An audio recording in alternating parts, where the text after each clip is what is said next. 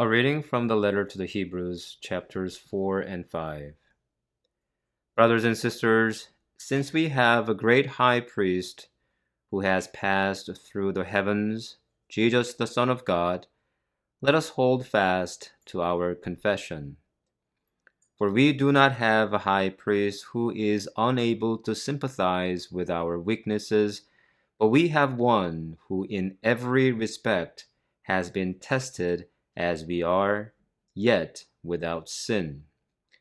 Let us therefore approach the throne of grace with boldness, so that we may receive mercy and find grace to help in time of need. In the days of his flesh, Jesus offered up prayers and supplications with loud cries and tears to the one who was able to save him from death, and he was heard because of his reverent submission. Although he was a son, he learned obedience through what he suffered, and having been made perfect, he became the source of eternal salvation for all who obey him.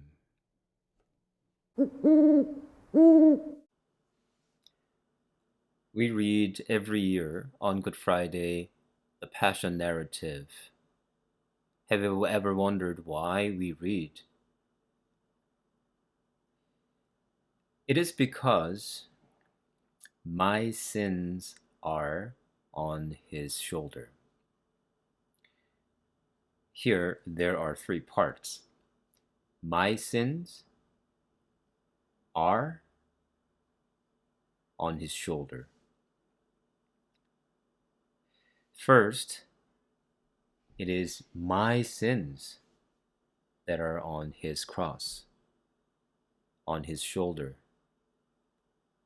not just somebody else's. It is my sins that Jesus carries. Not only the sins of Israelites, but also Jesus carries the sins of all peoples. Not only the sins of the past, but Jesus also carries the sins of the present.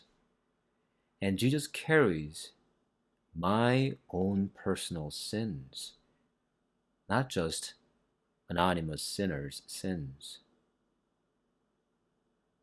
There is this personal connection that Jesus carries my own personal sins.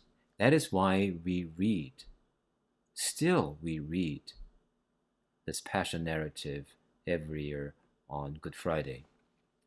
Now the second part, R. Jesus still carries his cross. He still carries. It is the present. The crucifixion of Jesus still happens today.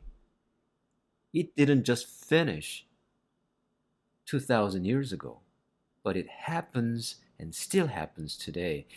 Jesus still suffers on behalf of me for the atonement of my sins. Now the third part, his and his shoulder, or on his cross. This is not anybody else's, but Jesus. He is the only mediator who can carry this cross. No other human beings can do it. Only him. First, he is a true man, but at the same time, he remains sinless despite all temptations and all weaknesses of humanity. In other words, Jesus remains always in the right relationship with God, his Father, from the very beginning to the end. He was tempted, but he never sinned. He went through all the moments of weaknesses of humanity, but he never violated God's commandment. And he was and is still in the good relationship with our Lord. That is why he is the only mediator who can offer sacrifices on behalf of others, including me. He is the only mediator who can approach God and offer sacrifices. He is the only priest who can offer sacrifices for the redemption of my sins. So these are three reasons.